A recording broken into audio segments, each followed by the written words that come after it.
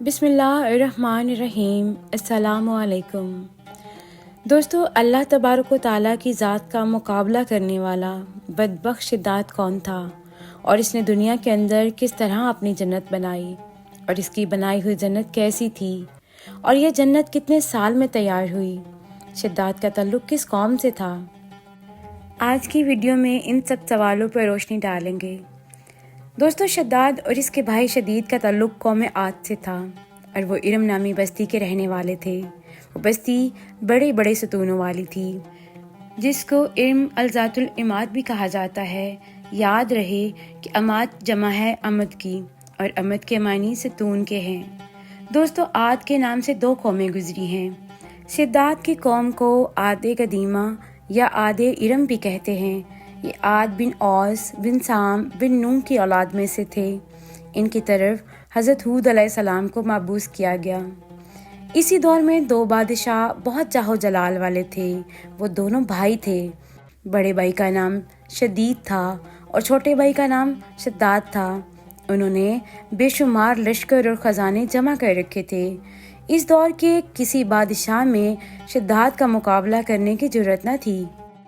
इस हुक्मरानी ने शद्दाद को इतना मुतकब्बर और मगरूर बना दिया था कि इसने खुदाई का दावा कर दिया। इस वक्त के उलमा ने इसे समझाया और अल्लाह के अजाब से डराया तो वो कहने लगा, जो हुकूमत और दौलत इसे हासिल है, इससे अल्लाह ताला की इबादत करने से क्या होगा। तो समझाने वालों ने कहा कि दौलत और हुकूमत फ़ानी चीज़ें हैं, जबकि अल्लाह की अताअत में आखिरत की निजात और जन्नत का हसूल है, जो दुनिया की हर दौलत से बेहतर है और ज़्यादा कीमती है। इसने पूछा, ये जन्नत कैसी होती है। जन्नत की तारीफ व खूबी सुनने के बाद इसने कहा कि मुझे इसकी ज़रूरत नहीं, ऐसी जन्नत तो मैं खुद भी दुनिया ही में बना सकता हूँ। शद्दाद ने अपनी जन्नत की तामीर के लिए पूरी सल्तनत के ममारों और कारीगरों को इकट्ठा किया और इन्हें हुक्म दिया कि एक ऐसी जन्नत बनाई जाए जो किसी ने पहले ना देखी हो। दुनिया के बेहतरीन ममार और कारीगर दिन रात इस जन्नत की तामीर में मसरूफ़ रहे। रवायात में जिक्र मिलता है कि इस जन्नत में सोने और चांदी के शानदार महल तामीर करवाए गए। इस जन्नत में लगाए गए दरख्त आम दरख्तों की तरह नहीं थे, बल्कि इनके तने सोने के और पत्ते चांदी के थे और फल हीरे और जवाहरात के बने हुए थे। इस जन्नत में पानी की बजाय दूध, शहद और खुशबूदार मशरूबात की नहरें बहती थीं। बागात में नायाब और हसीन तरीन फूल मौजूद थे जो दुनिया में कहीं और नहीं पाए जाते थे। इस जन्नत में रेशम और मखमल के खूबसूरत कालीन बिछे हुए थे और आरामदेह सोने के और बैठने के तख्त भी बनाए गए थे। जन्नत की खूबसूरती को बढ़ाने के लिए ऊंचे ऊंचे मीनार और चमकते हुए गुंबद तामीर किए गए थे जो दूर ही से जगमगाते हुए नजर आते थे।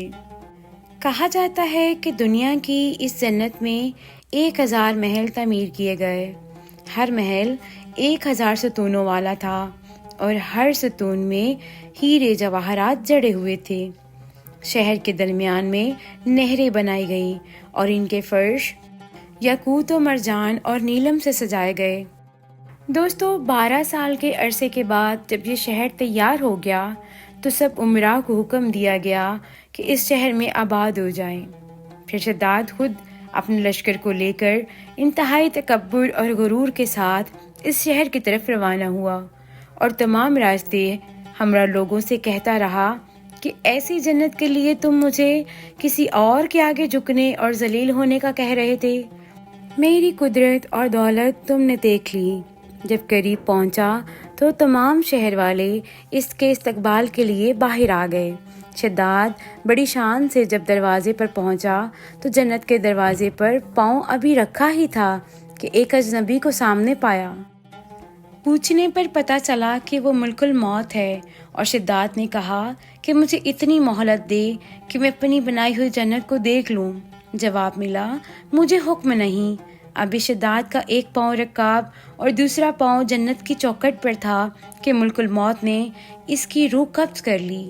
روایات بتاتی ہیں کہ اس کے بعد حضرت جبریل علیہ السلام نے ایک ہولناک چیخ ماری کہ سارا شہر اس طرح زمین بوس ہو گیا کہ اس کا نام و نشان تک باقی نہ رہا۔ قرآن پاک میں شداد کی جنت کا ذکر یوں کیا گیا ہے، وہ جو ارم تھے بڑے ستونوں والے، اور شہر سے اس کی مانند کوئی شہر شاندار نہ تھا۔ اللہ تعالیٰ نے فرمایا کہ میں نے اس پر اپنی بے پناہ نوازشات فرمائیں اور اس کو دنیا کا بادشاہ بنایا، لیکن بجائے میرا شکر گزار بندہ بننے کے اس نے کفر و شرک کی راہ اختیار کی۔ دوستو، یہ تھا شداد کی جنت کا واقعہ۔ اس نے اپنے گھمنڈ سے اسے بنوا تو لیا مگر اسے دیکھ نہ سکا۔ اللہ نے اسے رہتی دنیا کے لیے سبق بنا دیا کہ دولت و شہرت پر تکبر کر کے کچھ بھی حاصل نہیں ہونے والا۔